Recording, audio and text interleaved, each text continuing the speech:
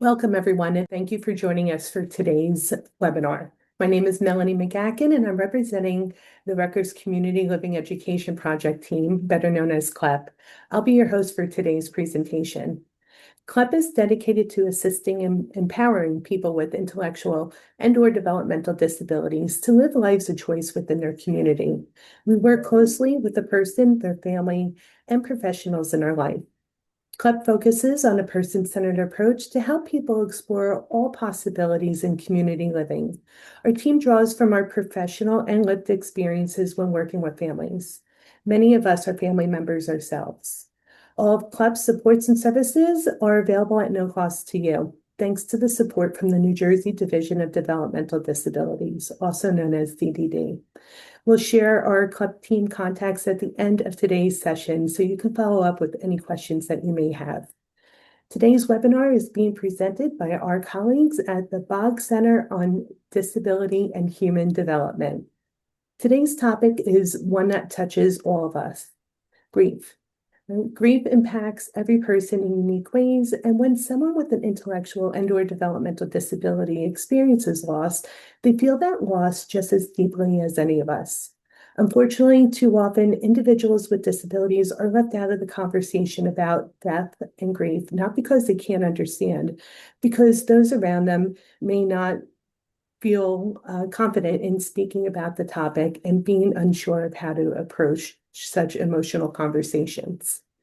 In today's webinar, Dr. Bethany Chase will explore ways that families, caregivers, and professionals can provide the support needed to ensure that no one has to navigate grief alone.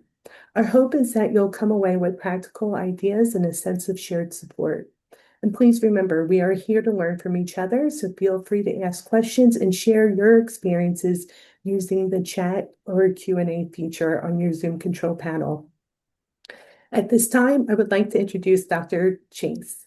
Dr. Bethany Chase is the Senior Training and Consultation Specialist at the Boggs Center on Disability and Human Development, where she provides training and consultation to disability professionals, advocates with lived experience, and families on best practices in employment, meaningful day, transition to adulthood, sexuality, aging, grief, and loss.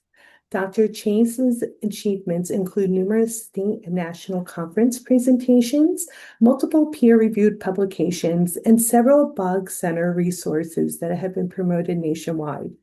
Before joining the Boggs Center, she spent over a decade as chair of the transition department at the Cook School and Institute in New York City, where she supported hundreds of students with developmental disabilities and their families in planning purposeful, inclusive lives of their choosing.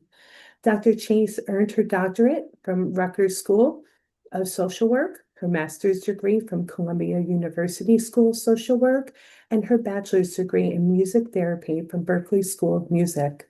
Dr. Chase, thank you for being here, and we're looking forward to learning and sharing together. Welcome. Thank you so much. And thank you everyone for having me. I'm so excited to be here. So I think overall, this is a topic that we all, regardless of disability present in our life or not, that all of us could use a little bit more practice in talking about and interacting with. And it's really a pleasure to be here. Just a bit about my style for teaching and for presenting. So I have like a whole mission control center here. I can see all kinds of things. And one of the things I really rely on when I'm training is the chat feature. So by all means, while I am training, if you have a thought, an idea, if something resonates with you, a story to share, just how I identify with that, or I'm not sure that one resonates with me so much. Please share in the chat, speak with me, speak with one another. You feel free to ask questions in the chat. What I typically do is sometimes the question is a really great, like, oh, that's a good question. Let's answer that right now. Sometimes we're going to get there and I say, perfect question. We're going to be there in 3 slides. And if I don't answer your question, then I'll answer it then, or I'll say that's a really long question. We're going to hold that to the end. But by all means, you should feel free to chat with me and with one another in the chat feature. And sometimes I'll also specifically say, let me know in the chat what you think about XYZ. So please chat with me, chat with each other. I think it helps us feel more connected to one another, especially with a topic like this. Today we are here to talk about grief and loss. Again, the topic here is But They Won't Understand, Dispelling the Myths of Grief and Loss in IDD. So I know today we have mostly family members. I know we also have some professionals, and as is often the case in this field, we have people who have dual roles, who are both family members, parents, siblings, etc., and are also professionals in the field. So I'll be speaking sort of broadly about things that family members can do and things that professionals can do, depending on what hat you have on at the time. So we are going to first talk about the history of common beliefs around people with IDD and grief. What I tend to do with most topics is zoom out and kind of place where we're at in more of a historical context and a societal context. We're going to explore the complexities of grief and loss experienced by individuals with IDD. We're going to dispel some common myths around grief and loss. And my hope for you and my plan for you is to give you really concrete tools and takeaways to support individuals with IDD who are experiencing grief and loss so that you feel more prepared to bring this on or to tackle this topic when inevitably it comes up, as this is something that comes for all. And so, Kate, you really read my mind. I would love for everybody just really quickly in the chat, just say hello. And I'm seeing right here, perfect example, we've got someone who is both a parent and a professional. So just curious where everyone's from, what organization they're from, and what hat they have on today, a professional hat, a family hat, or both hats. So just nice to know where everybody is joining us from. And while you're doing that, I just want to say that we will be talking about loss and grief and death today. So I must always just say to people before we get started to please take care of yourself. There's no way to talk about loss and grief without it bringing up losses we've had in the past. So it's a part of the conversation that will often kind of touch something in all of us. And for some of us, if someone that we love has died recently, or we're going through a really, it's the holidays right now. We're between Thanksgiving and Christmas. This is what I call a tender time for a lot of people who have lost somebody. So please take care of yourself. This is getting recorded. If you, as are discussing, I'm seeing all of these people sharing personal, losses as well. If as we're going through all of this, you just realize, you know what, today and right now, this is not the right time for me to engage on this. I know that Melanie is recording this. This will be available to people later to come back to. If today is not the day for you, please take good care of yourself. This can be difficult, especially because we start big and we start broad. We're going to talk about grief as a whole. So please take care of yourself. And if you need to excuse yourself, by all means do so. And I'm watching, as I'm watching all of the responses come in. I'm seeing, as expected, some family members, some professionals, people who are both, and also people who are here with specific folks that they support in mind, whether it's family members or students or clients who just recently lost someone important to them. So thank you so much for sharing all this. And it's and we see here just a parent of a young man who lost his mother a little over 2 years ago. So yeah, there's a lot of people who are going through all of this right now. And again, I want to acknowledge it's right around the holidays, and this is often a tender time. All right. So let's get into the meat of the information. So let's first just talking about, while we talk about grief, let's talk about what grief actually is. So grief is intense sorrow or emotional pain that arises from a significant loss, such as the death of a loved one, the end of a relationship, and other major life changes. I heard a podcast recently where someone defined it as simply as the combination of love and something that happened that you did not want to happen. which I keep thinking about it. And the more I think about it, the more I'm like, yeah, that's it, right? It's the combination of love and something that happened that you did not want to happen. Today, we are going to be speaking, really sort of centering the loss of a person, the death of a loved one, but certainly grief is about more than just death. It is the end of phases, it's life changes. Grief manifests physically, emotionally, cognitively, spiritually, and behaviorally. It affects us in all areas of our life. And also, it's good to know that grief is the emotion. We all feel grief very differently, and mourning is how it presents and how it looks like. And that can really differ from person to person, but the emotion of grief is something that is truly universal, even if different cultures present grief in different ways. So first, let's talk about the emotional manifestations of grief. It is all of these feelings: sadness, loneliness, despair, anger, guilt, confusion, anxiety, and numbness, waves of intense emotions that come and go unpredictably. People talk about these waves of grief. They come and go, and sometimes it can really take you off guard. And there's this sense of yearning or longing for the person or the thing that was lost.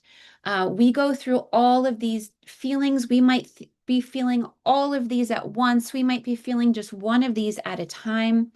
And often this feeling of grief can feel somewhat unpredictable, right? We're minding our own business, going about our business. We're in the grocery store, and like you see a can of pickles, and the person that you loved who died, they loved pickles, and all of a sudden the wave just comes back over. So it's this sense of just it ebbs and flows over time. I'm going to share a video here which goes through three different ways to conceptualize grief. And I'm curious, as you listen to this, which one of these resonates the most with you. At the end of the video, I'll tell you which one I really like, but I think that this is a great way to conceptualize what the grief experience is like for a lot of people. Let's take a look. And also, please let me know in the chat if you have any difficulty hearing the video. It should be good, but just let me know if you can't hear it. Grief is a natural response to loss. It's the emotional pain we feel when someone or something we love is taken away from us. Coping with loss is one of life's hardest challenges. In this video, I want to share 3 powerful analogies for understanding grief and the way it can change over time. The ball and the box. Imagine your life is a closed box containing a ball of grief and a pain button. When you're first faced with a loss, grief can feel huge, filling your life and leaving little space for anything else. Because it's so large, it's difficult to ignore and hits the pain button over and over again. To cope, you might withdraw from the people and activities you care about, but grief is a fickle thing and hits the pain button in ways you aren't prepared for. How you experience this pain is a very individual process. You might feel depressed, angry, or numb, all of which are natural reactions to loss. At times, the pain may be overwhelming and feels like there will never be room inside the box for anything else again. Over time, the ball gets smaller, leaving room for other aspects of your life, like returning to work and seeing friends. It hits the button less often, but when it does, it still hurts. Although the ball gets smaller, for most people, it never goes away completely, and you will always miss that person. The time it takes to get smaller is different for everyone, but with time, you gradually come to accept that they're gone. Growing around grief. Grief is often thought of something that slowly gets smaller over time, but another way of looking at grief and recovery was suggested by Dr. Lois Tonkin. Grief stays the same size, but slowly life begins to grow bigger around it, leaving space in our lives to be filled alongside grief. We can still grieve the loss of someone or something that we loved, while growing a new life. Whirlpool of grief. Dr. Richard Wilson imagines the process of grieving as a journey taken along the everyday river of life. When we experience loss, our raft plunges down the steep waterfall of bereavement, which is a sudden shock and linked with feelings like numbness and denial. At the bottom of the waterfall, we find ourselves swept up into the whirlpool of grief, where our life is in turmoil, and we feel emotions like anger, guilt, or stress. We might escape the whirlpool and find ourselves washed up on the banks of the river, feeling stuck and unable to move forwards. Or we're thrown on the rocks at the edge of the whirlpool, where emotional pain hits us at unexpected times. Finally, we leave the whirlpool and join a new stream as we start to accept the loss and move towards loving again. We all experience this journey differently, and some of us may have sturdier boats than others with strong family support to help guide us. Did any of these analogies resonate with you? If so, which one was your favourite? Please let me know in the comments.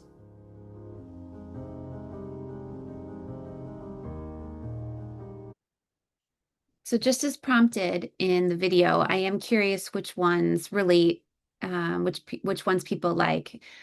Different people respond to different ones in different ways. I see value in all three. For me personally, I like the button because what I like is that it shows that no matter what, when the button gets pressed, the pain is the same, but it gets pressed a little bit less over time. But that the button never stops getting pressed, right? It's not like the button then stops causing pain. It will always hurt the same, but it often will get pressed a little different. But what I also like, I like all three, but then the jar one, the button one, it actually like thinks the button gets a little smaller. And the jar says, oh, no, it doesn't get smaller. We just get bigger around it, which I think for many people feels more true for them.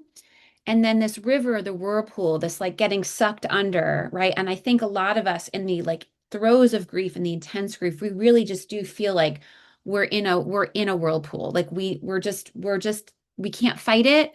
We're just going around and around and around. And like sometimes we just get washed up on the side.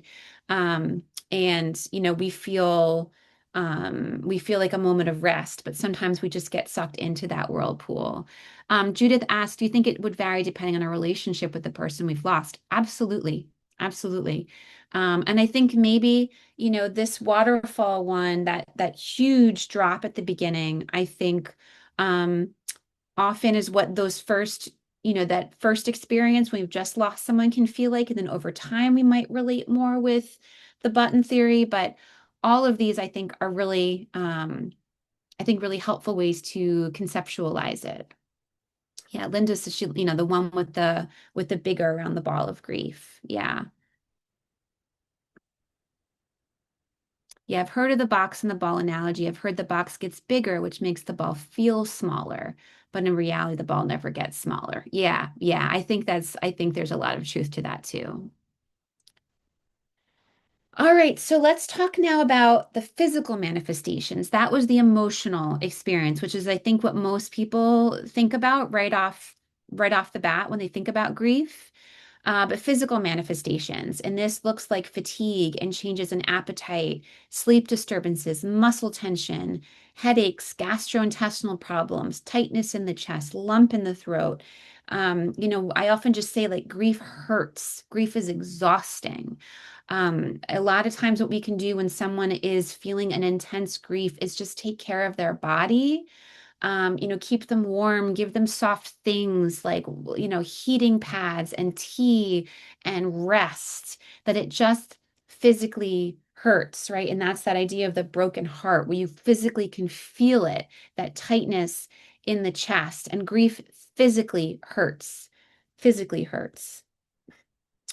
And there's cognitive manifestations as well. And these look like difficulty concentrating, forgetfulness, indecisiveness, preoccupation with thoughts or memories, intrusive thoughts or flashbacks associated with the event or the person who has passed away.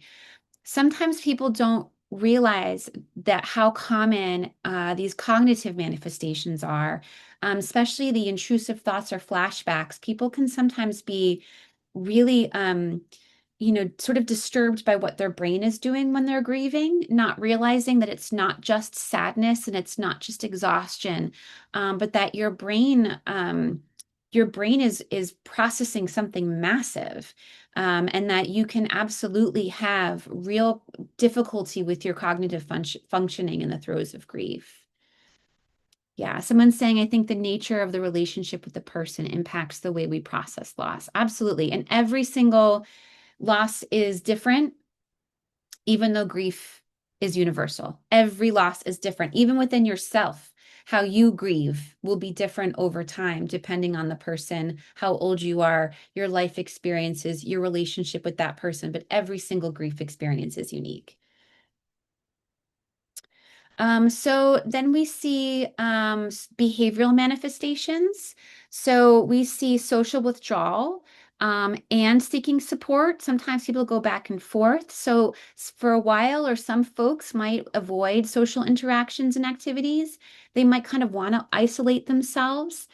They might not want to participate in things that they previously enjoyed. On the other hand, they may seek comfort from friends and family members or support groups. They may actively reach out to others for support and reassurance during this difficult time. And this can go back and forth within, a couple hours or two. Like, again, it's very inconsistent. Sometimes we see changes in sleep patterns, either difficulty sleeping or sleeping too much. Maybe nightmares or vivid dreams about the deceased are very common. Change in eating habits, so unable to eat or, craving comfort foods. Sometimes we see changes in weight, either weight gain or weight loss, depending on how people's eating habits are changed. Like a restlessness, can't sit still, really having trouble concentrating, which is connected to difficulty completing daily tasks. Seeking and avoiding. Again, this is when we tend to go back and forth with seeking and avoiding, withdrawal, support, active seeking out places, objects, and activities that remind us of the person who has died, or, conversely, trying to avoid anything that will trigger the memory of the loss. And again, this can go back and forth within hours.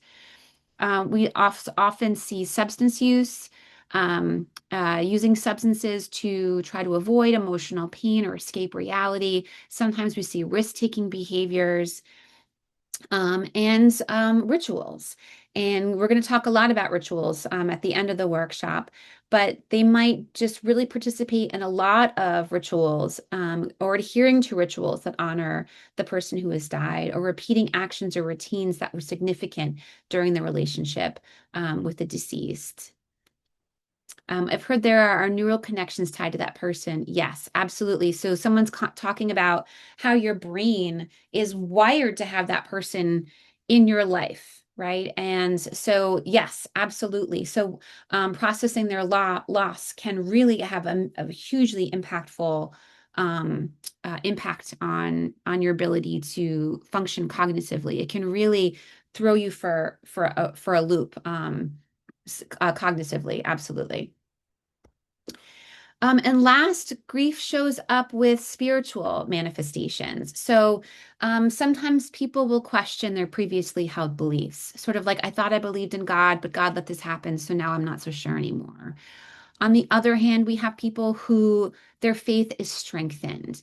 They feel a connection with whatever death and loss means to them. They feel a connection with sort of the other side, or the veil between, the living and the deceased might feel thinner for some folks who have the belief that makes that make sense for them. They actually have a heightened faith because they just feel like I could reach out and still touch that person. And so their strength comes from the faith that they have, or it can really make them question their faith altogether. Sometimes there's a search for meaning, like a purpose in the loss. It make people ask just these existential questions about life and death and the afterlife.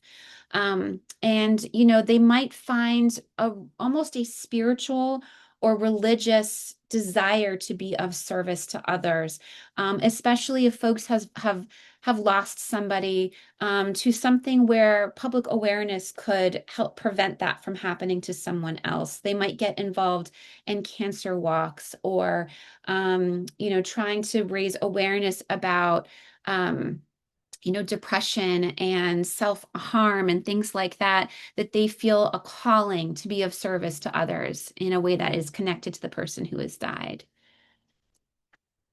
I have begun to take my favorite quality in the person I lost and pay it forward as a way of honoring their memory. I mean, absolutely. And like I just got chills. Like that's beautiful and exactly what I'm talking about. That we sometimes get this deep spiritual connection that's almost hard to even describe, but this is exactly what I'm talking about. Like you're just bringing their best into the world, and like what a beautiful way of honoring somebody. So what about those stages? It's really important if you don't know this, for some people, they have no idea that those stages of loss that we hear about, bargaining, grief, anger, acceptance, all that stuff, those stages have been completely misinterpreted. So Kubler-Ross, who is the author of those stages, her work has been taken away from her basically and applied just throughout, and it's been completely misinterpreted. Those stages of grief that you've probably heard about, denial, anger, bargaining, guilt, and acceptance, that model that she wrote was based on her observations of working with terminally ill patients about their own process of dying. She never intended, nor did she suggest that it should be applied universally or that it was for someone who was grieving the loss of a loved one who had died. It was her observation working with terminally ill individuals. And when you think about it through that lens, it makes so much sense, right? The anger, the guilt, the bargaining, and ultimately the acceptance. So if you're working through grief yourself, you're supporting people that are experiencing grief and you're like waiting for the like acceptance phase to come, it's a myth. There's no such thing as like closure. Like you might accept it, but this idea that like, okay, my stages are done and it's over, that's not a thing, right? As the videos show, grief never goes away because our love for someone that we love who has died never goes away. And again, if grief is love plus something we didn't want to happen, that's never going to stop being the case. So nobody's doing it wrong if they feel like they're not moving through these so-called stages. Kubler-Ross never intended for her theory to be applicable in other scenarios or situations. So as I said before, every loss is unique. And this is true, and like we're starting to kind of really start to think more about not just ourselves, but also our loved ones with IDD, that every loss is unique. There is no permanent detour around grief for any of us, regardless of disability. There's no permanent detour. Grief demands to be noticed. It will show up. Losses demand to be grieved, and there is no detour. We can't try to save people from grief. Anybody, disability or not, it doesn't work that way. There is no permanent detour. There's also no right route. There's no right way to grieve. There's no right way to mourn. There's no correct way to do it. There are no stages, right? There's no right route. There's no timetable. Also, and this is also true, particularly true, we're going to talk about this in particular with folks with IDD, but just remember that every loss is a multiple loss. Everything that you lose has things that you've lost along with it. So somebody who has died, of course, you miss that person in your life, but you also miss what that person brought to your life as well, the routines that come with having that person in your life. I was teaching this class through the Bog Center, and there was a young man there with a disability themselves, and he was sharing that one of his favorite things to do was to go for drives with his grandfather. And when his grandfather died, he of course missed his grandfather, but he missed those drives. Like that was one of his favorite things to do. They'd go out and they would see new things, they'd get new food. Like they had a thing. It was the time with his grandfather and also the drives. And so those are multiple loss that he's grieving. And when the grandfather, before he died and he no longer could drive, that was a loss for him too, was that special time with his grandson. And again, every loss is a grief, some bigger than others. But every loss is a grief. Old grief always commingles with new. Whenever we experience a loss, it triggers other losses in us. So when someone dies, we think about all the people that we loved who have died. When a relationship ends, it brings up a lot of our old relationship wounds. Like all these things are always, it's, this is why I kind of like that whirlpool analogy, is it gets all mixed up in there sometimes. And we grieve in anticipation. We grieve in the actual experience, and we grieve in memory as well. And I'm loving this comment here. My after Melanie shared that my son, years after his pop's passing, still wants the family to sing happy birthday each year. It was his favorite person. As a family, we honor this request because it makes him happy. Feelings on supporting this tradition, 100% sing happy birthday, talk about Pop, talk about what we miss about Pop, send him a happy birthday wish to wherever you all as a family think Pop may or may not be. You send Pop that happy birthday. I think that's beautiful.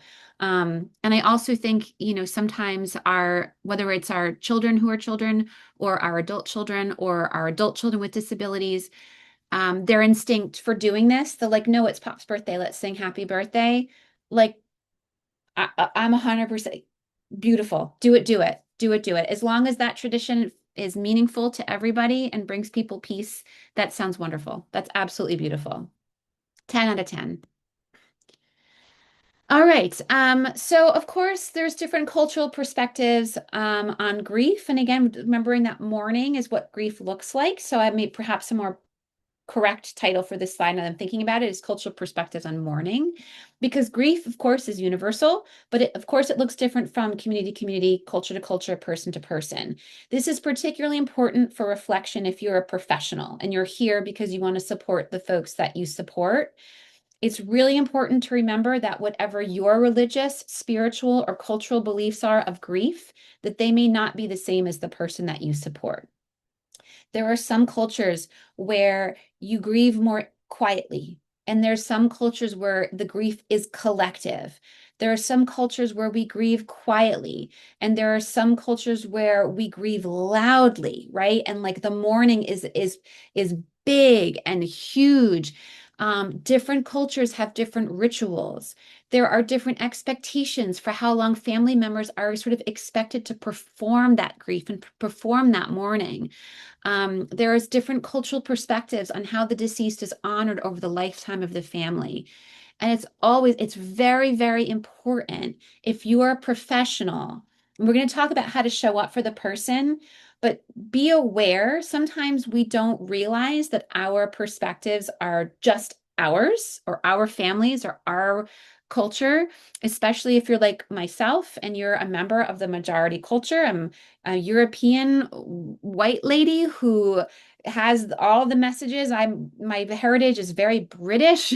We are quiet. We are individual, a little bit of like a private. There isn't this big, huge, expression of grief in my family.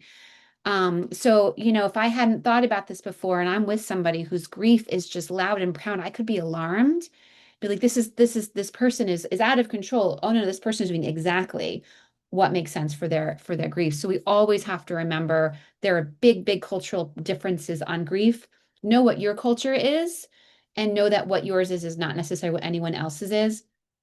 Sometimes well-meaning people, especially if they have a very strong sense of their own religion, might say something like, that, if you're Christian, you might say something like, they're with Jesus right now. But if I'm not Christian and I don't believe in Jesus or don't have a connection to that, then it doesn't feel good, right? It feels intrusive.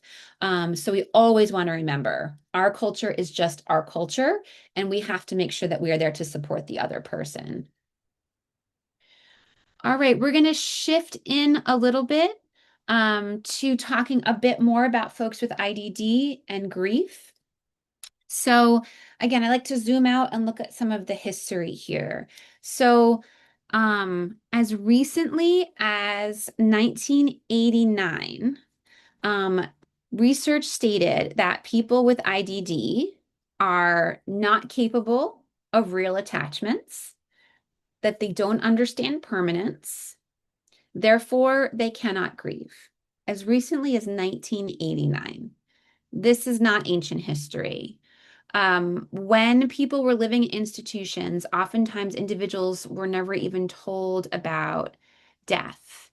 Anna, yes, yes, absolutely. The altars to their ancestors, absolutely. I feel like, sorry, I just got derailed by that comment a little bit. That can happen. But, because I grew up in a family where people were really afraid to outwardly grieve. People were afraid to like bring it up almost as if not saying anything helps. P.S. It never does.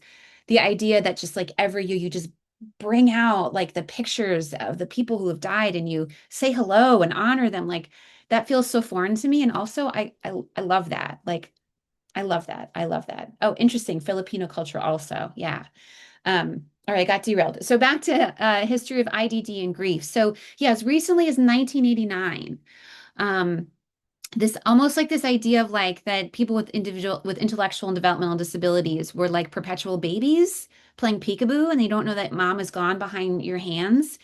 This, of course, is deeply ableist and factually incorrect.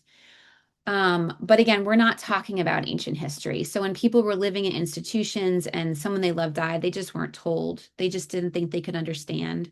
So imagine that person, their mom just never comes back. They have no idea why, and people just assuming that they can't understand because they don't have a sense of permanence. Deeply, deeply disturbing history when it comes to most areas around IDD, but in particular with this is deeply disturbing. So I'm just looking at this long comment right here. Oh, yeah. Yeah, Christine. So everyone take a second, look in this comment from Christine. Um, Mom did not want us to discuss dad or his illness or pending death in front of her daughter. People mean well, right? People mean well, but you can't protect people from death. Death is a part of life. We're going to talk more about like why this is like what not to do. But of course, she just wanted confirmation. Of course she did. Of course she did. That's really heartbreaking. So we are no longer at the point, I think we collectively, I don't think I have ever met anybody in this field who would possibly think that this is still true, but we still have work to do. So right now, there are still a lot of folks who have either thought about this deeply and come to these conclusions or haven't really thought this through yet, who are afraid that individuals with IDD will disrupt grief rituals. And so they get left out of them. There's this desire to protect the person with IDD, and so they get left out. There's this ableism that's very much still a part of our communities and our societies, where we simply deny that people with IDD do in fact experience the full range of human emotions. We think we can buffer the harder stuff. We cannot.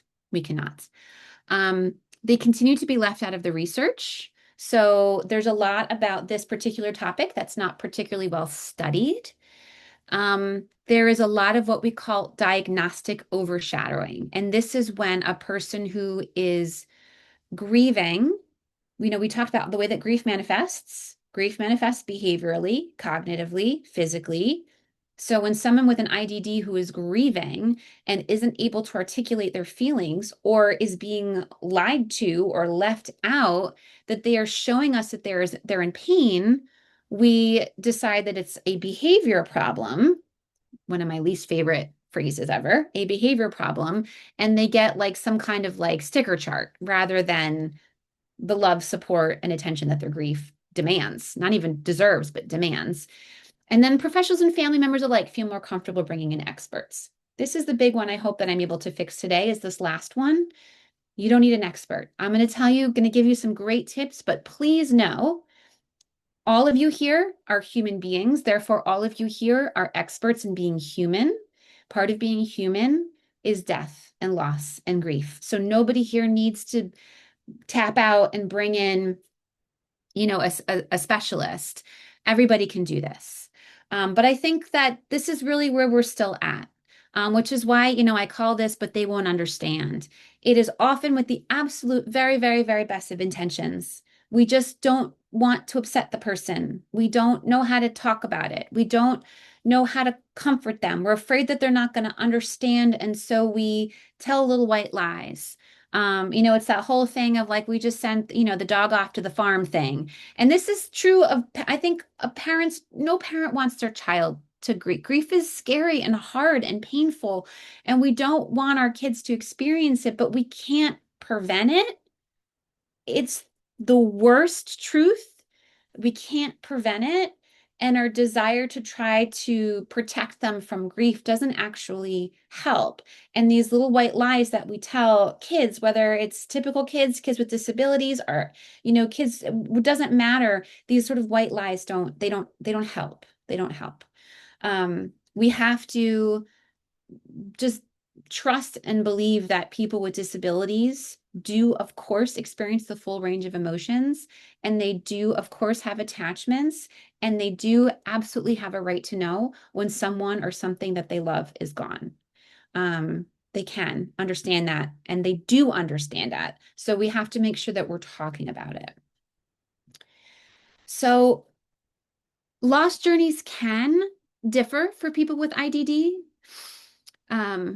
What development age do you think individuals truly understand death? What are your feelings on attending funerals? So, I do get into some of this, but I think I'll pause right now and answer that. So I think that nobody should miss an opportunity to teach young children about death because it's truly everywhere. Bugs die, right? Animals, unfortunately, die. Life and death is a part of life. I don't think any child is too young to understand death. In terms of funerals, I think it might depend on what kind of service it is. Is it, and what kind of tradition it is and what kind of culture you're talking about. I think that there is an argument to be made about not bringing small children to an open casket. I do think that children are perfectly capable of being in a service, like a celebration of life service. I don't think I can tell you precisely at age blank, kids can go to open casket funerals.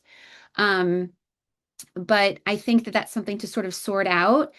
But I would sort of, you have to kind of balance like all of the different gatherings. What I don't recommend is if you have an adult or like an older teen with an IDD and it's within your culture to have an open casket and everybody else is going, then I think you're running into trouble if you leave the person with an IDD out. Right. So I think the big question mark on that is open casket in terms of ages. But developmentally, little kids see things dying all around them, and it's just true. And if you say, oh no, they just have a boo-boo, like it's not helping them. And the language that you use is just explaining what death is. Like, let's see, unfortunately, like a squirrel or rabbit or dog or whatever got hit by a car, and there's like, it's sad, and there's like, it's right there, and explaining like, oh, that animal got hit by a car. It made it so their body doesn't work anymore. And when your body doesn't work anymore, you die. And so that animal died. Like, just like very like specific, non-confusing terms. When somebody dies, when something dies, their body stops working and the doctors can't fix it. And when your body stops working, then you die. And when you die, you don't come back. So, Judith, it really is such a family decision. And I think it depends on the person. So, I'm going to come back to some of this in terms of preparing people for funerals. And we'll come back to this specific question, but it really does depend. So how loss journeys can differ for people with IDD. So, of course, individuals with disabilities experience grief similarly to those without disabilities, but they may express it differently or have unique challenges, such as understanding of death, change, and loss, communication challenges, limited social networks, limited coping strategies, dependence on caregivers, complex grief reactions, and barriers to accessing support. So let's kind of go through these a little bit. Folks with IDD may come into a situation with varying levels of understanding about death, depending on the complexity of their disability, their previous experiences, and the support that they receive. This is why I don't think it's helpful for people to shield people from smaller examples of death when people are younger, regardless of disability status. There's a bug, right? Like bugs, you kill a spider on the wall, the spider's dead. Like that's a part of our day to day. It's a lot harder to teach somebody about death if the first death they've ever understood exists is the death of a close loved one. We can warm up by normalizing the fact that things die around us. Plants die, animals die, things happen. So certainly some people, their first exposure to death is the death of a loved one. And that's really, really hard. But don't hide from teaching a part of it as just a part of our surroundings. Most kids with and without disabilities are just like, oh, okay. And they don't understand the grief part, but they can understand the death part, right? That animal, their body can't be fixed. That animal died. And when you died, you can't come back. So that animal is not going to come back, right? And just acknowledging and explaining it so that the first big, like personal death in their life, they're not like, what is this death thing? I have no idea. No one's talked to me about this before. So communication challenges. A lot of times folks with IDD struggle to communicate in general, and so this is no different, especially if they use alternate forms of communication, such as, pictures or communication devices, or just have a hard time articulating themselves and expressing themselves. So that can lead to more behavioral manifestation of grief if they can't talk about how they're feeling. Sometimes folks with IDD do have limited social networks and fewer opportunities for social interaction. So they may rely more heavily on family members or caregivers or professionals for emotional support, and they just have sort of less people to lean on. So they may have limited coping strategies. Again, verbal expression, problem solving. So we're going to talk about other ways to kind of get people engaged in processing grief. We're going to talk about that before we go. I promised you concrete tools. So they may often have a lot of dependency on their caregivers or primary supporters. So the loss of one of those primary caregivers or supporters can have significant implications on their sense of security, their sense of well-being. All of us, when we lose a primary supporter in our life, is huge. But sometimes folks with IDD are more dependent on that person for like their day-to-day lives. And so that is, unique for folks. When I say complex grief reactions, and so I mean, I mean basically behavioral changes, things like that, where we're having trouble understanding necessarily what's going on with them if they're not able to articulate it, and just barriers to grief supports. This could be something as universal as transportation, right? Let's put that on the list of things that can be in the way. So this is how, their loss often is different. Oh, that's funny. So my nephew's paternal grandpa died. He didn't go to the funeral, and he saw his other one. I thought you died. And grandpa said, well, not yet.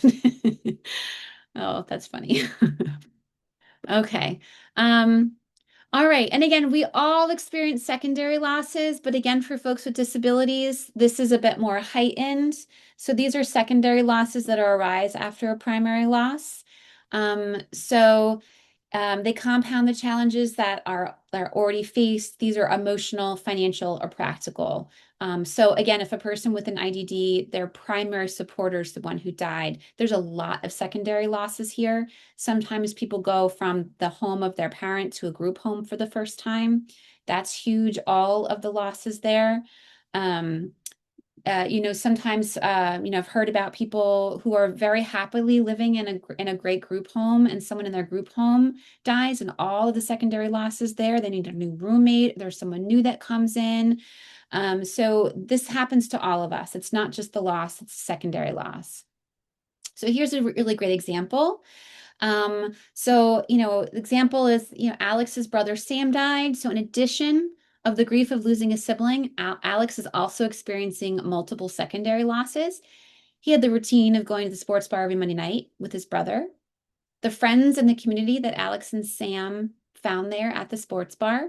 He lost his favorite person to share his favorite hobby. When your sibling dies and you have an IDD, often you lose that number one advocate for your social outings and experiences. I always say siblings are great, like wingman and wingwomen. It's the person Alex anticipated being his primary support person later in life. And the dynamic between Alex and Sam's family, everything's changed. So do you see here, like all of these different losses, and every single one of these demands to be grieved? And one of the things to know, all of this with the secondary losses, the primary losses, the complexity of grief, the behavioral, cognitive, spiritual, emotional, physical manifestations of grief. One of the biggest issues that we have is that for so many people with IDD, even though we no longer assume that they are incapable of permanence and incapable of feeling attachments, we are nevertheless still at a place where for too many folks with IDD, it's unseen. Their grief is unseen. It's unrecognized. We're uncomfortable with it. We don't know what to do with it. We try to sweep it under the rug. We want to make them happy again. And so their feelings go unrecognized. And as a result, what we have for folks with IDD is this chronic thing that's called disenfranchised grief. A disenfranchised grief is any grief that is not acknowledged, publicly mourned, or socially validated. Disenfranchised grief hurts. Grief needs validation. We need to be like, I see that you're in pain. I see you. Grief needs validation, and a disenfranchised grief is grief that is not acknowledged, publicly mourned, or socially validated. So another example of a disenfranchised grief, if you're trying to think about like what this could look like, I have a friend of mine who was married to a man for a while. Was the father of her children. They ended up having a pretty contentious divorce, and she remarried a woman. When her ex-husband, who she did not get along with and did not like, died, also the father of her children, people didn't know what to do. So that was a really disenfranchised grief, right? Like, of course she's grieving. This was a person she loved. This was a huge part of her life. It's the father of her children, but nobody knows what to do with the ex-wife who married a woman who doesn't like the guy, right? So that's an example of a disenfranchised grief. It's a grief that nobody acknowledges as a grief, as a loss. It can go beyond indifference to actively denying the individual's right to grief. Like, you don't have a right to grieve him. Like, you met his current wife, potentially feeling this about the ex-wife, right? You don't have a right to grieve this person.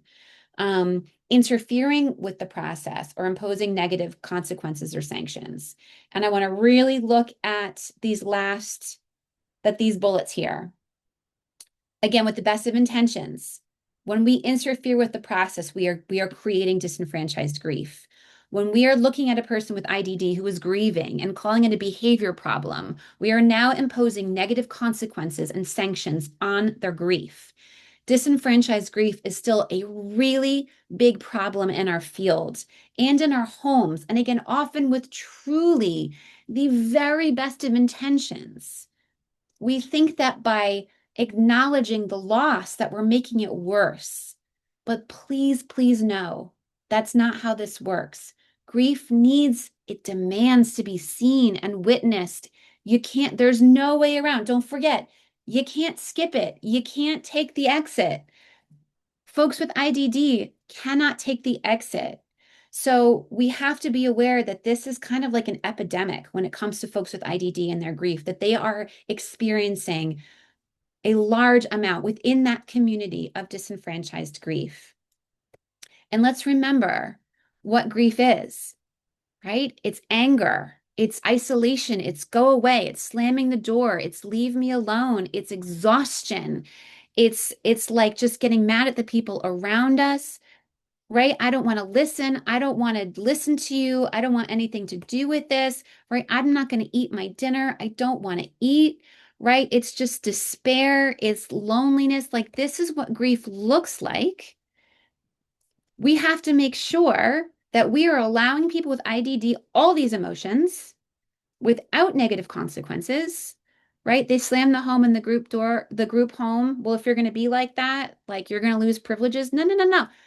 They are having, like, they're grieving. Okay. Like, yes, we have to make sure that everybody's safe in the home. But again, if we don't fully accept that people with IDD, no matter their barriers, no matter their complexity of their disability, no matter how sort of severe their disability is, people with IDD still experience emotions, right? So we have to make sure that we are not punishing people within our, our group homes, our day programs, our support systems, because we are doing diagnostic overshadowing. We have to be curious. We do this with trauma too, as a side note, right? People bring traumatic experiences and we think it's a behavior issue.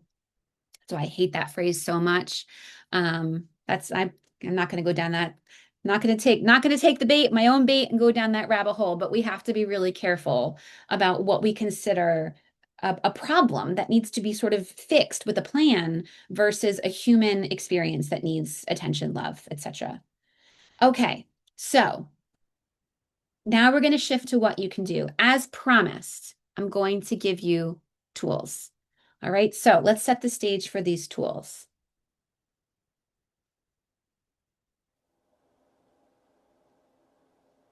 So what do we do about all the pain we see in the world? All the pain we feel in our own lives? And why does it seem like our best efforts to help somebody feel better always backfire? I've been studying intense grief and loss, baby death, violent crimes, accidents, suicides, and natural disasters. And I've learned something really interesting. Cheering people up, telling them to be strong and persevere, helping them move on, it doesn't actually work. It's kind of a puzzle. It seems counterintuitive, but the way to help someone feel better is to let them be in pain. This is true for those giant losses and the ordinary, everyday ones. Educator Parker Palmer writes, "The human soul doesn't want to be advised or fixed or saved. It simply wants to be witnessed, exactly as it is." He's talking about acknowledgement here. Acknowledgement is this really amazing multi-tool. It makes things better even when they can't be made right. For example, somebody's struggling. Their baby died, or there's been a bad accident, or their mom got sick, and they're just sad. It's way more helpful to join them in their pain than it is to cheer them up. But here's what we tend to do instead. You have 2 other children, you need to find joy in them. Or, you know what you need? You just need to go out dancing and shake it off.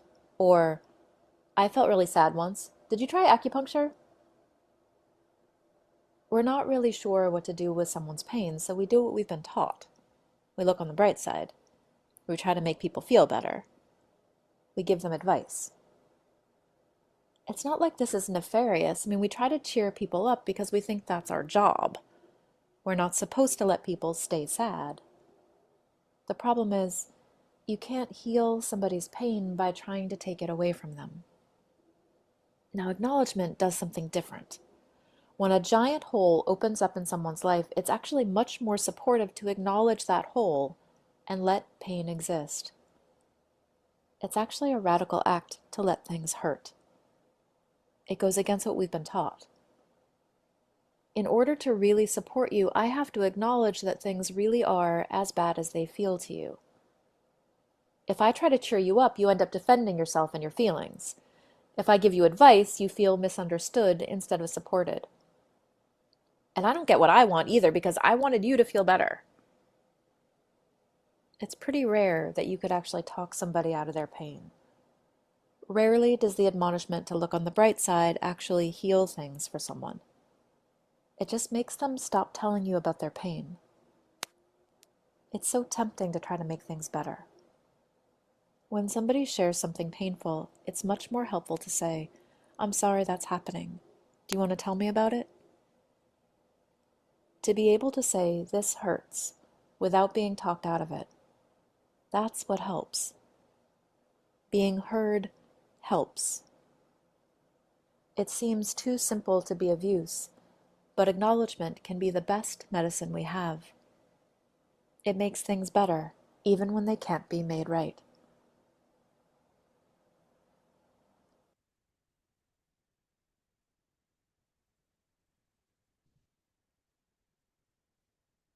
So I hope that that brings you all just a certain amount of comfort. You don't have to do anything other than let the person feel what they're feeling. It doesn't take any special training or skill to just join someone and sit with someone and say, "This hurts and you hurt and this is so hard and I'm going to sit here with you." That doesn't take any kind of special training. Uh, we can't fix it.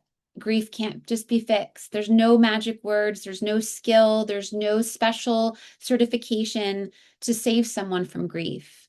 The best thing we can do is just allow it to be and to sit with someone in the pain of it all. That's all we can do. And it really does make people feel better to just be seen.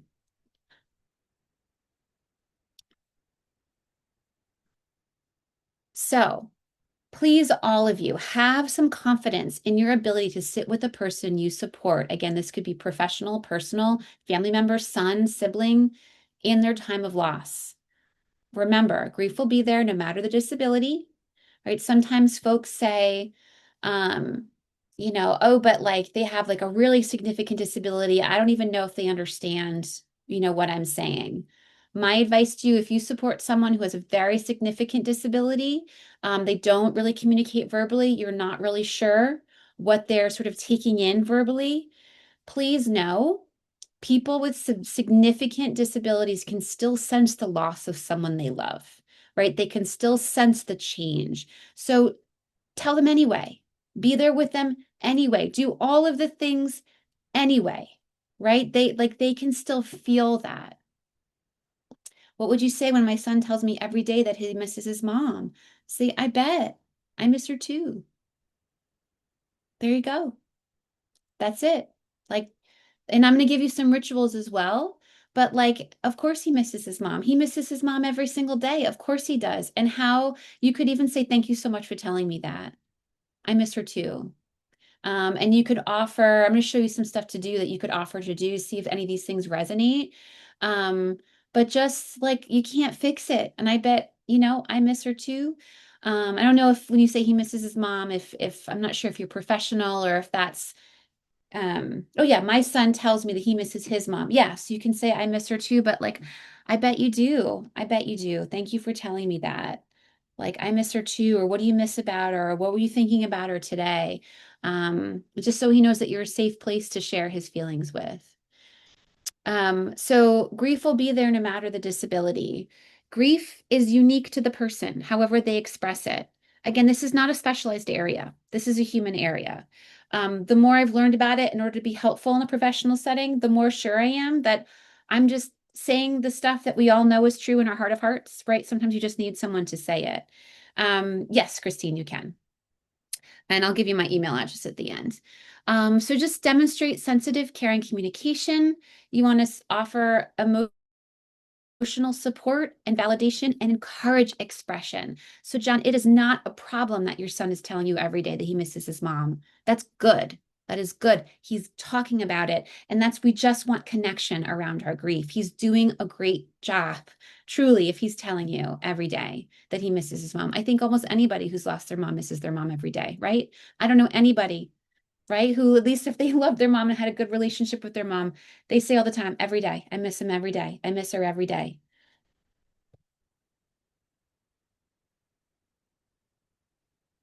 So some strategies here. So you want to avoid euphemisms, okay? So avoid euphemisms like passed away or put to sleep or went to sleep. Even if you're religious, and you can put your religious piece or your spiritual, your cultural sort of frame on it, but you don't want to explain it only through spirituality. You need to be clear about the actual medical, physical death. So, God took him, or he's with God now, or, she's with grandma now when grandma's died. You want to be direct and honest, right? So you want to really avoid those euphemisms. Here's just an example. Uncle Marcus was in a car accident. His body was hurt very badly. The doctors could not fix it, and he died. And I think sometimes we have to say, and when you die, you don't come back. If you, as a family, believe in afterlife, in heaven, if you believe that they're sort of with us, you can explain that too and say, in our family, we believe that when you die, that part of you lives on, and, you can explain it, but you say, but we won't actually see Uncle Marcus again because his body, it was too broken and he died. So we believe that maybe like his spirit is with grandma, or that he's with Jesus. We believe that, but we're not going to see him again because he died. And so he's not here with us as an alive person. But these are our spiritual beliefs. But don't only say they're with Jesus, because he could be like, well, where's Jesus? Can we go see him? Will Jesus let me visit? Right? You need to be very, very, very direct. And it's actually easier to direct because sometimes we stumble over just the right way to say it. The right way to say it is as clear as possible. When you die, you're either really sick and the doctors can't fix it. You got hurt and the doctors can't fix it. The body stopped working. So that body died. And when you die, you can't come back. Okay, so we're going to talk a little bit here, and this is where I'm going to pull in some of those questions about caskets. So when possible, if someone the loss is coming, if there's a death that's expected, sometimes deaths are expected, plan ahead. Again, you don't want the death to be like the first time anyone's ever thought about death before. If you can avoid it, you want to avoid it being a huge, big, huge loss. So stories, movies, shows, books, etc., to talk about death and potentially death rituals, so that they get examples of what it looks like.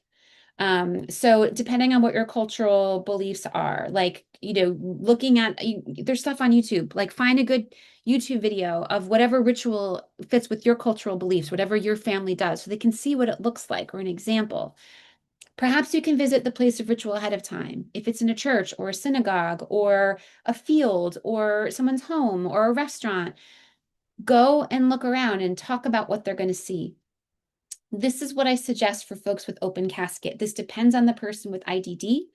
It depends on how much they can kind of engage. I think it depends somewhat on their relationship to the person who died, is explain what an open casket is and what they would see.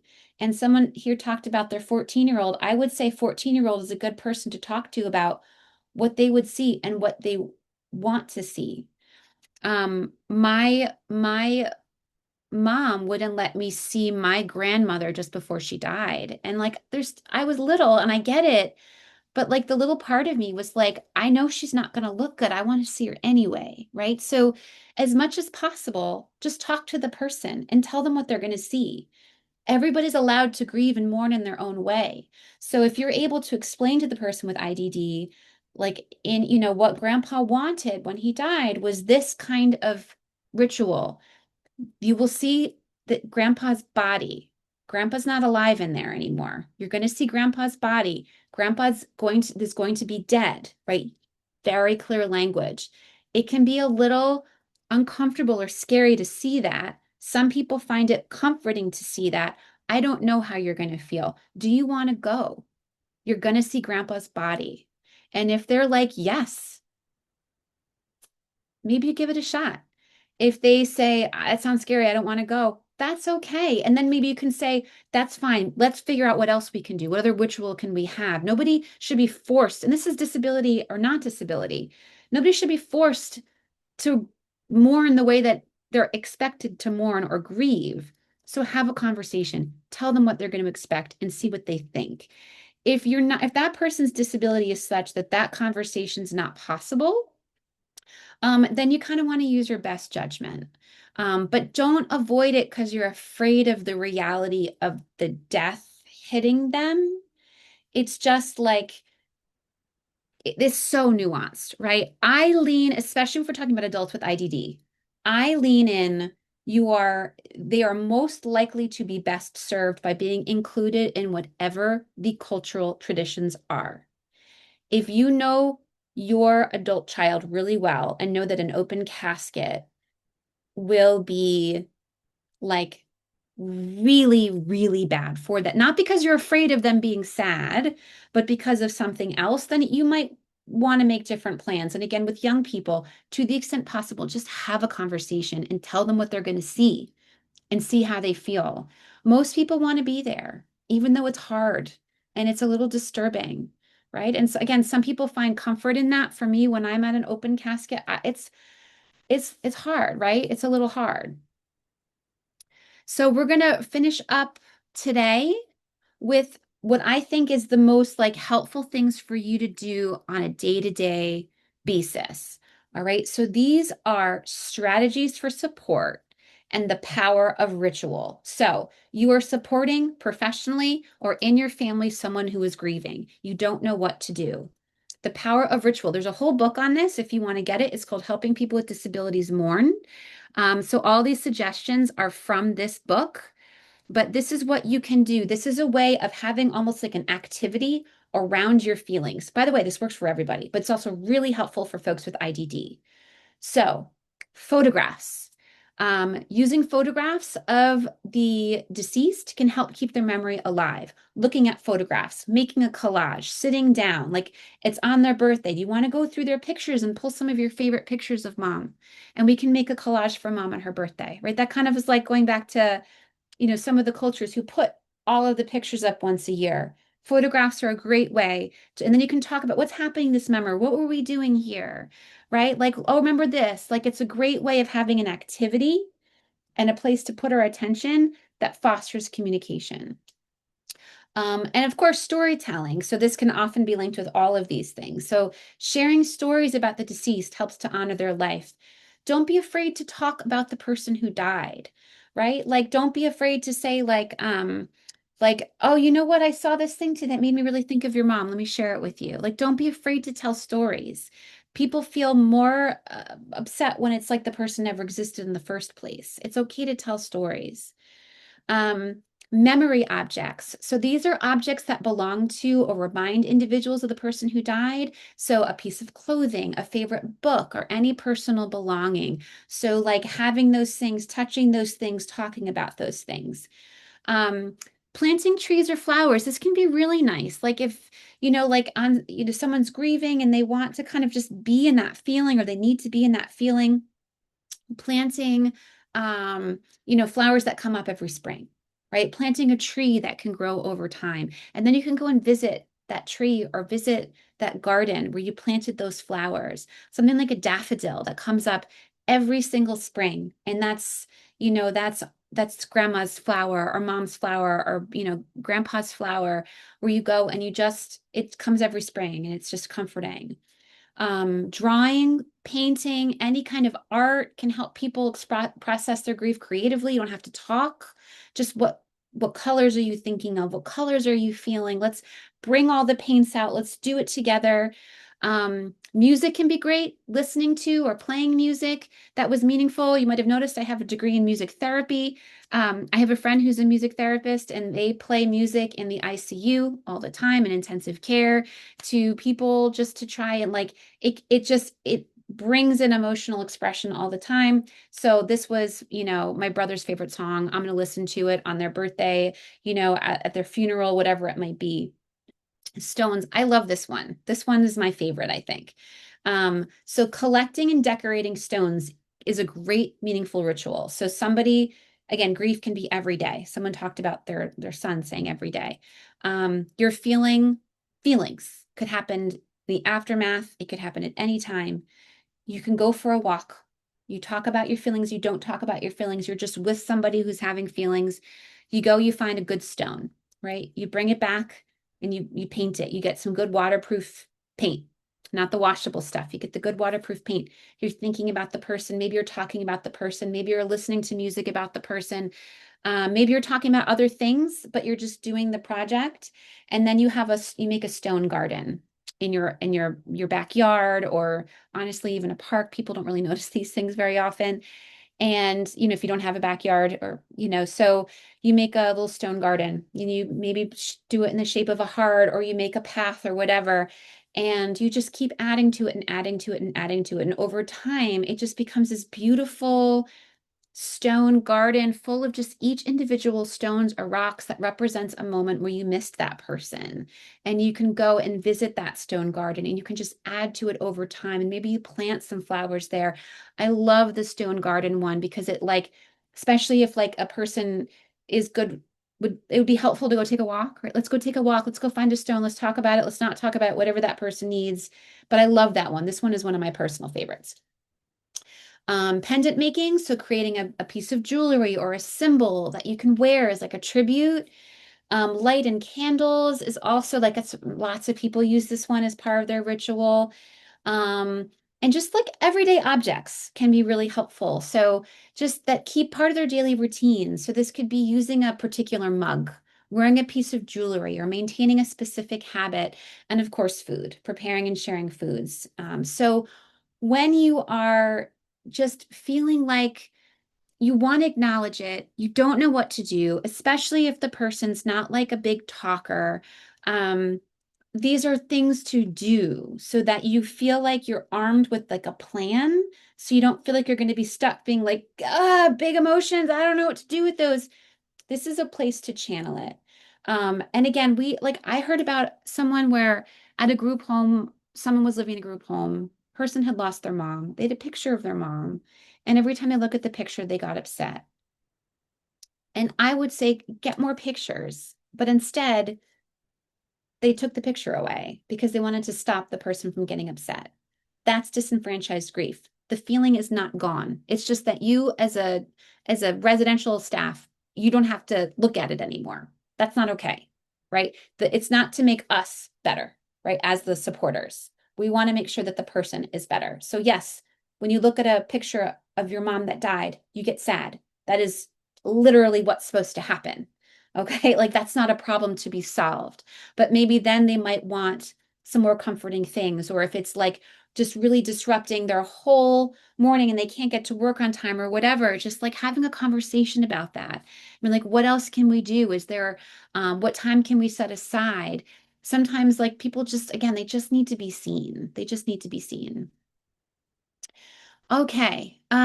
So just always remember that there are what I call tender times. We're in the middle of a tender time, right? We're right around the holidays. This is definitely a tender time. If we know someone's going to die, that anticipation period, the actual event of the death, immediately after, of course, I think we all know immediately after, but then the first Christmas without, the first birthday without, the first spring without, the first summer without, all those firsts. That first year is really hard, but a lot of people say second year is even harder because people stop noticing the firsts, right? They stop thinking about it. They kind of move on. So other tender times are anniversaries of anything, anniversary of memories, wedding anniversaries, anniversary of death, birthdays, holidays, any special occasions. These are tender times. It's helpful to plan for these tender times. Hey, Christmas is coming up. I often really miss mom during Christmas. I bet you do too. What can we do to think about and to celebrate and to miss mom together around Christmas?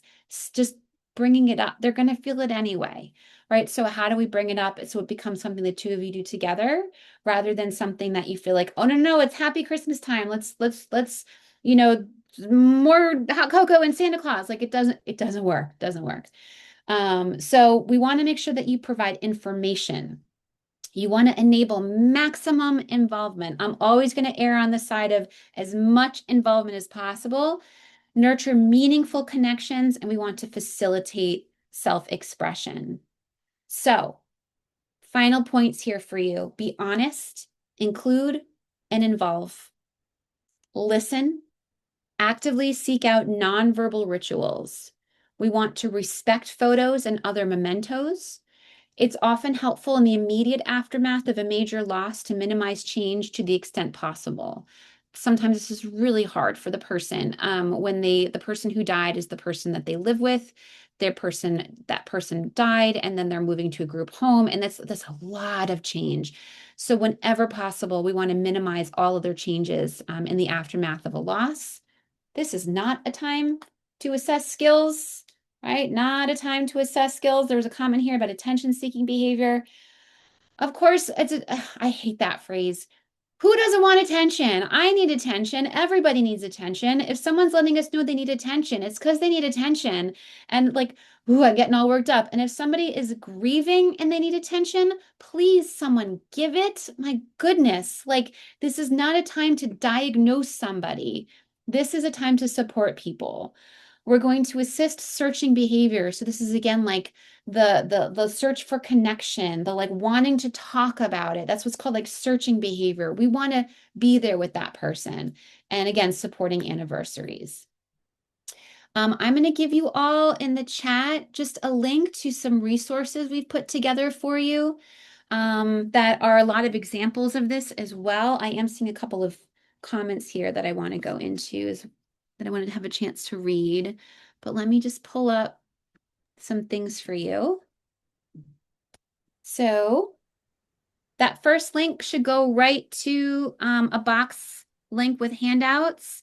If you have trouble getting in there for any reason, if you contact Melanie, she'll be able to give those out. And also, I just did a podcast that just came out today on this exact topic. It's going to sound very familiar to what we talked about today, but if you're interested in a refresher or sharing with somebody, that's the link to the podcast that I did. It's through an organization out in Chicago, and I guess they also made a YouTube out of the podcast as well. And then I guess we have not a lot of time for questions, but let me just pop up here.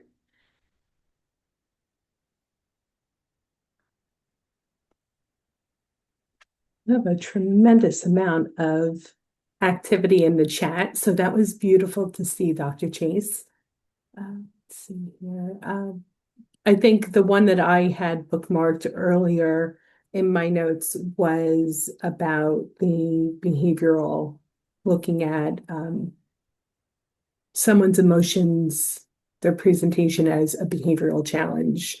And really, I think recognizing that you pointed out earlier, right? Grief comes in waves, and it's not going to necessarily happen all at the same time. And for if someone is living outside of the family home, for that information to be shared among their support professionals and leadership if they're with an agency, so that that information can be shared with someone new who's coming into the home to maybe support that person with best practices. I think that's really important. Yeah, I think so too. And also, sometimes, people get concerned because whatever I have to use the quotes, whatever those Yeah. behaviors are, some of them really might be unsafe, right? And so it's not that we're saying, well, whatever it is that they're doing, it's fine because it's grief. But what worse, I hate that it's very dismissive, right? They're having a behavior problem. It's dismissive of the issue, and it also isn't providing an effective response. So if someone's behavior is like unsafe and it's because of grief, that does not require some kind of behavior chart, right? That requires love and attention and acknowledgement. It's just very, very dehumanizing and dismissive to just simply be like, oh, they're having behaviors now. No, no, no, no. That's not okay. Yeah. They Yeah. have emotions. Exactly. Exactly. Yeah. It's funny, I wrote down nurture, involve, and express because when you just said those three words, I felt I will share for me that those three words were impactful. And I'm actually leaving that on my desk. I am a mom of a 27-year-old young man who needs some supports in this area. And I will thank you because I needed supports in this area. I know when I reached out to you initially, we knew that this is a very emotional topic for our community, and a lot of families and professionals need more guidance. I think in that our disservice to the people that we love and serve is not due to not wanting to do better. It's due to wanting to protect them from feeling any bigger emotions, where we're actually not doing that by practicing what we're practicing. And I know I spoke to you briefly about the example when our dog passed. And I said, up, he went up to heaven, right? He's playing with Grandma and Pop's dog, he's up there playing ball with Bodie and the other dogs. And the first time we went on an airplane after that, the poor guy's face turned so pale because he thought he was going to see the dogs up in the clouds playing in heaven. And I realized, okay, I did him wrong. I didn't do the right thing for him. And we had to have that conversation after that. But I felt like he was holding on to some hope, that false hope that he was going to see them again in person. So we are adjusting the ways that we are approaching this topic, but the information that you provided me and the others who attended today, I think is really going to be effective and allow us to think differently moving forward. So I thank you for that. Thank you. And Melanie, I have to tell you, I've told that story. I hope you don't. Did you It's tell the it? perfect example of a well-meaning comment. And then, I mean, you told me it was years later, right? It was It years later was. he was looking for them in the clouds. And it is such a perfect example of trying to protect someone with this nice story. And then like how literally he took that and how it ultimately didn't serve the objective you were going for. It's the perfect story. So I hope you don't mind. You're probably going to hear that Please, story please a do. little later now. So Please yeah. do. Yeah, but and I again I just through your presentation, when my son used the word the person died, I'm like, no, they passed away. Mhm. And I think I'm correcting something to make it softer feeling. He's telling me, right? He knows. No, So I have to be able to nurture those conversations better, and so that he can better, right, be supported and emotionally supported and have a better understanding of what this looks like for everyone. yeah. So thank you. If anyone has any questions that we did not answer, again, we have, I feel like, hundreds of comments coming in on the comment section. So if we missed anyone's question, we're going to give you another quick minute to get it in. If not, we will look through some of the comment sections and send a resource prior. We'll do that within probably about 48 hours. On the screen here that Dr. Chase has up, you're going to see a quick QR code. The link will also be on your screen when we say goodbye and hang up this afternoon. The information that you allow us will allow us to better serve our community with the information that's most current and relevant moving forward. So if you would take that quick thank you. That quick evaluation at the end allow us to learn how we can better serve you moving forward in the future. We would greatly appreciate that. Takes about 30 seconds. And then Dr. Chase, can you just go to the slide before this one time also? I apologize. Problem? And this is how you can reach out to the Community Living Education Center here at Rutgers University through the School of Public Health. Again, we have a QR code. There is a link also, so if you're interested in signing up for any of our newsletters, special announcements, or publications, please feel free.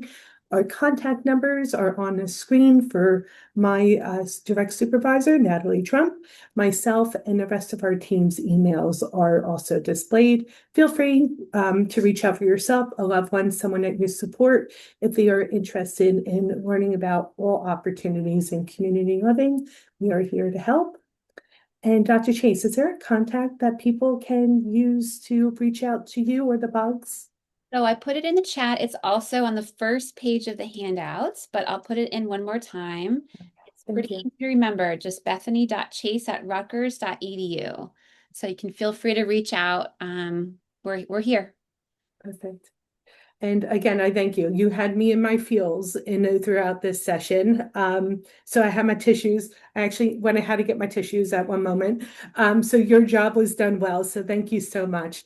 But again, it's your expertise and the way that you could present this that is so impactful, and it's going to be relevant for the people that we love and serve. So thank you so much, Dr. Chase. Please thank everyone else at the Boggs for us also. And we look forward to working with you again in the future. And we're wishing everyone a happy holiday. Be healthy and well in the new year. Thank you, Dr. Chase. Be well.